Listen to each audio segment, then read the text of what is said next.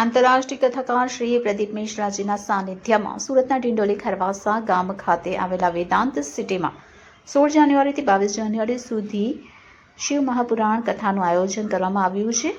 તો શિવ મહાપુરાણ અને ભવ્ય દિવ્ય કળશ યાત્રા પણ કાઢવામાં આવી હતી, જેમાં લાખોની સંખ્યામાં ભાવિક ભક્તો જોડાયા હતા.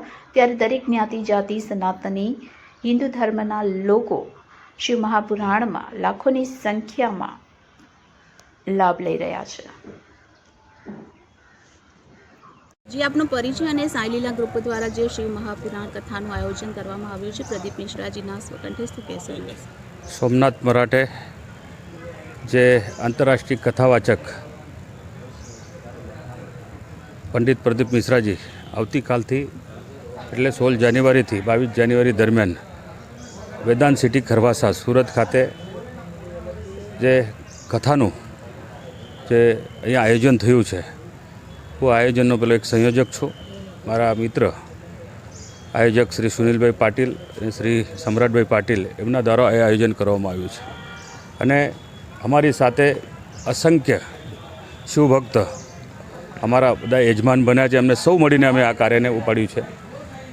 તમે જોઈ રહ્યા છો આ ગ્રાઉન્ડની અંદર 1.5 મહિનાથી જે શિવભક્તો છે એની પોતાની આસ્થા સાથે હજારોની લાખોની સંખ્યામાં અહીંયા કુંભ મેળાની જેમ આવી રહ્યા છે.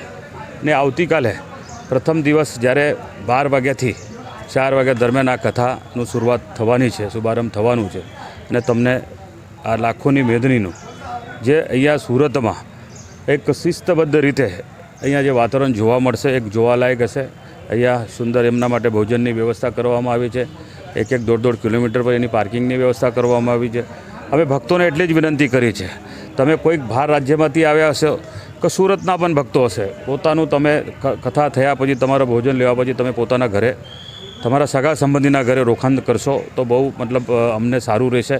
અહીંયા તમે જગ્યાના કારણે ભાઈ અમને જગ્યા અમારી જતી રહી કે જગ્યા મળશે નહીં, તો આના કારણે અગર તમે અહીંયા રોકાણ કરશો તો અમને વ્યવસ્થા કરવામાં અવ્યવસ્થા થઈ શકે છે. એનો સહકારની અમની પાસે અપેક્ષા રાખે છે.